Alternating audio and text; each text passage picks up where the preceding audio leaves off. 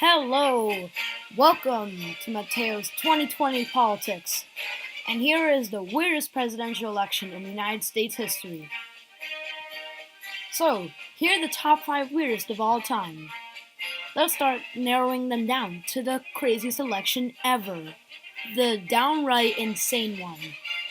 2016 will not be the craziest election. Nor will be 1789, the very first election. Sure, today it's very weird, somebody winning as an independent, but back then, no.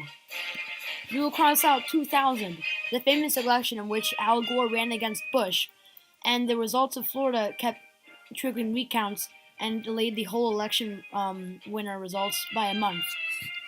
Same with 1912. The three-way race, in which Theodore Roosevelt lost the Republican nomination for a third term and couldn't accept defeat, so he ran under the Progressive Party and split the vote with William Howard Taft, giving Woodrow Wilson the victory. That means 1824 will be the craziest election ever in United States history. So, the political parties were very different back then. So as you can see on the right, it's the Democratic Republican Party. No, they didn't exactly split into Democrats and Republicans. I might explain in a different video. By the way, I never discussed history on this channel, but I really am into history. Not as much as politics, but I really know my fair share of stuff. I might share it with you guys. The Federalist politics were very simple back then. Nothing like marijuana or abortion. Back then, the Federalists wanted more governmental control, while the Democratic Republicans wanted statewide control. But in 1820, the Federalist Party collapsed. So, what happened to you guys? Well, it's actually pretty simple. The primaries replace the actual election. So however many candidates there are, it won't be, the state votes won't be spread across half the year. It'll all be on one night, which usually is November. So, yeah, let's check out the candidates. Let's introduce the candidates. Originally they were 6, but the first two, Frank Thompson and John C. Calhoun, dropped out before the general election. Henry Clay, the incumbent Speaker of the House. John Quincy Adams, the former Secretary of State and the second president's son. Remember, whoever will win this election will become the 6th president. William Crawford, or William H. Crawford, the Secretary of Treasury. This man was kind of a radical, being very extreme on the issues and a bit hot-headed. And Andrew Jackson, the senator from Tennessee. This man was kind of stubborn, removing thousands of Native Americans from his territory in Tennessee to Florida, slamming his fist on the table whenever his members of his Senate disagree with him, and he really couldn't really accept defeat. Kind of a really hot-headed man. Does this remind you of somebody? So here's the weird part. If it isn't weird already with only one political party, here's what really gets weird. William Crawford has a stroke. He doesn't die, but he has a lot of trouble speaking and walking. And John C. Calhoun, who's one of the earlier candidates who dropped out before the actual election, or what you can call primaries, actually, he was nominated as running mate for Andrew Jackson and John Quincy Adams. So, if either of the two of them won, then this guy would become vice president. So, John Quincy Adams and Andrew Jackson made up the real party. Andrew Jackson was an outsider. Very kind of strong-headed outsider. Like a Donald Trump, kind of. While John Quincy Adams had been in politics for decades. He had a dynasty. Sounds like Hillary Clinton, right? Now, because of his father being a Federalist president, the only Federalist president, he had a lot of appeals to former Federalists who still had their ideals, but when the party collapsed, but had no choice but to join the Democratic Republican Party.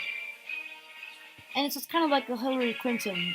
And Henry Clay was really just splitting the working class vote, and Crawford was only getting kind of radical votes, or you can call extreme. Election Day, October 26th, 1824. Here are the results. With 4 candidates running, let's see who wins.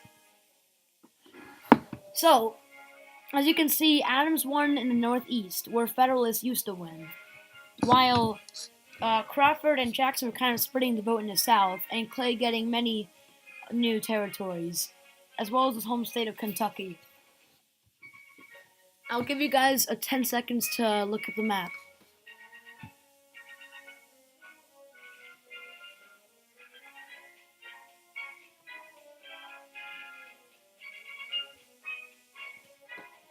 So, as you can see, there's an important thing to note here.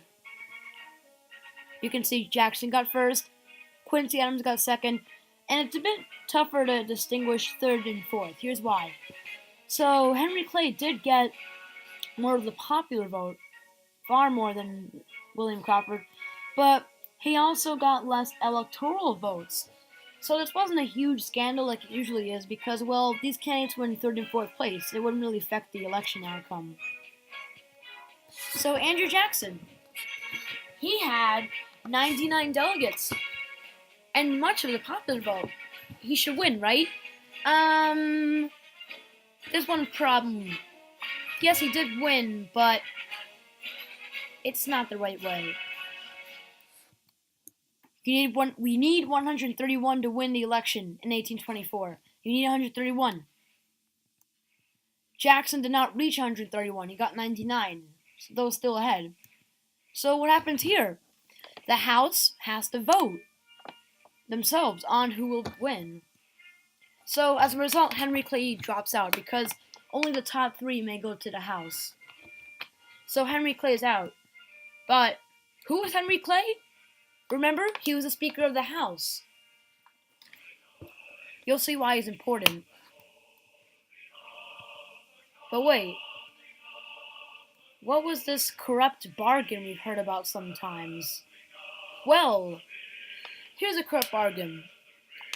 It was a deal in which John Adams asked Henry Clay to influence the House to vote for him. So, this is what Andrew Jackson called the corrupt bargain. Again, in which John Adams would ask Henry Clay to influence his House to vote for him. So Andrew Jackson saw this and was infuriated, worried that he would lose with this corrupt bargain. So, the House of Representatives chooses John Quincy Adams as the 6th President of the United States. He will become the first president to have a father as president in history, as well as the first president to lose the Electoral College and the only president to lose the popular vote, which is absolutely insane. Anybody else care to discuss politics?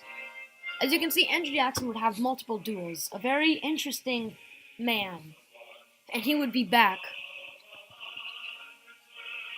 In 1828, John Adams ran for re-election, but lost awfully.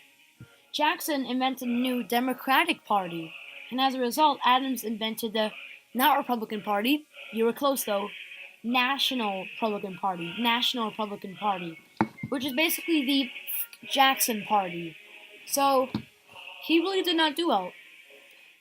In 1832, Henry Clay would challenge Jackson. Now, Crawford isn't here as he would die a few years after the election, but Clay lost even worse to Jackson than Quincy. There are a couple other candidates like Floyd and Wirt, but they were only third-party candidates. Thanks for watching Mateo's 2020 Politics, and ultimately, the weirdest election ever. I had a fun time covering this.